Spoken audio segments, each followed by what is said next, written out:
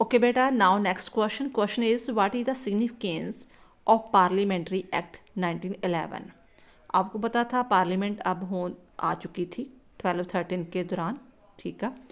अब जो 1911 की बात है, इसके दौरान पार्लियामेंट ने क्या क्या नए रूल बनाए। आपको ये पता होना चाहिए कि जो यूके है, ठीक है, यूके में अभी भी राजाओं का राज है। उसमें दो हाउस पाए जाते हैं, ऊपर वाले हाउस को अपर हाउस, जहाँ हाउस ऑफ लॉर्ड्स कहा जाता है, नीचे वाले हाउस को हाउस ऑफ कॉमन्स कहा जाता है। हाउस ऑफ लॉर्ड्स में आमतौर पर 90% जो राजे के रिश्तेदार हैं, राजे के फैमिली मेम्बर है, या अमीर वर्ग के लोग हैं, ठीक है, कैटेगरी के लोग हैं, वही मेंबर होते हैं। तो वो क्या करते, ना तो वो पार्लियामेंट में ऊपर वाली जब हाउस बुलाया जाता है, ठीक है, सेशन बुलाया जाता है, ना तो आते हैं, ना अच्छी तरह वो काम करते हैं।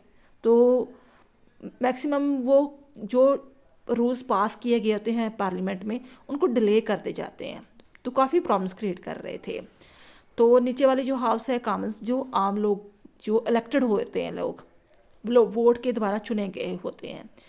तो क्या हुआ कि इस चीज़ को से छुटकारा पाने के लिए कि जो हाउस ऑफ लॉर्ड्स है वो बहुत ही ढीला है, वो काम नहीं अच्छी तरह कर रहा, उसको थोड़ा शिकंजा कसने के लिए वो एक्ट बनाया गया कि आप इस तरह ये काम नहीं कर सकते। वो 2-3 रूल्स क्या बनाएंगे, कहते हैं under the parliamentary act 1911 the power of the house of lords were limited such as. इस एक्ट के दौरान हाउस ऑफ लॉर्ड्स के जो पावर थी उसे लिमिटेड कर दिया गया, ठीक है। कैसे?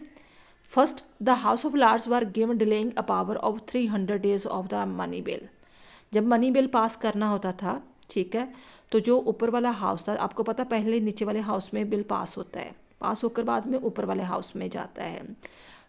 जब आपने कैसे कानून बनता है या कुछ भी आपने ये पढ़ा होगा, तो जब दूसरे सदन में ऊपर वाले हाउस में बिल जाता था तो कम से कम वो 300 दिन की देरी पा देते थे। कहने का मतलब कि पूरा एक साल ही स्पेंड हो जाता था।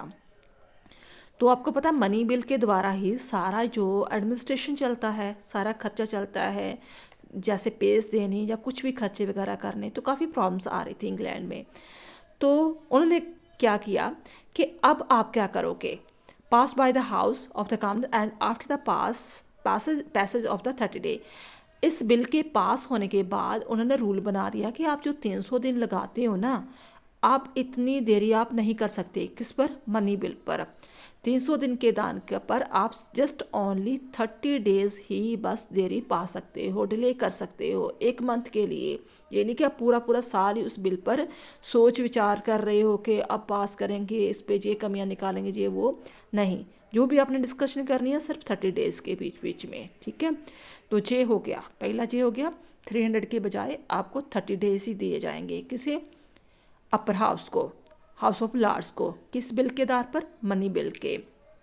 दूसरा रूल्स क्या बनाया, in case an ordinary bill, एक तो मनी बिल हो गया, जो दूसरे बाकी बिल होते हैं उसे ऑर्डनरी बिल कहा जाता है, has been passed continuously for 3 times, 3 बार अगर हाउस ऑफ कॉमन्स ने, नीचे वाले सदन ने पास कर दिया है, ठीक है, ऊपर वाला रिजेक्ट कर रहा है, फिर नीचे वाले ने पास कर दिया, फिर ऊपर वाला रिजेक्ट कर रहा है, फिर पास कर दिया, 3 बार ऐसा हो चुका है तो, and that bill has been rejected by the House of Lords all the time, the concerned bill shall be considered pass even without the approval of the House of the Lords। अगर 3 बार आपने ऐसा कर दिया house of Lord's ने, तो हम ये without आपकी बात में परमिशन लिए इस बिल को पास समझेंगे। पर इसमें भी आपको टाइम दिया जा रहा है कि आप ऑर्डनरी बिल पर कितना टाइम पा सकते हो, but there should be gap of the 2 year, 2 साल का आपको टाइम दे रहे हैं between the passage of the bill for the first time and the third time.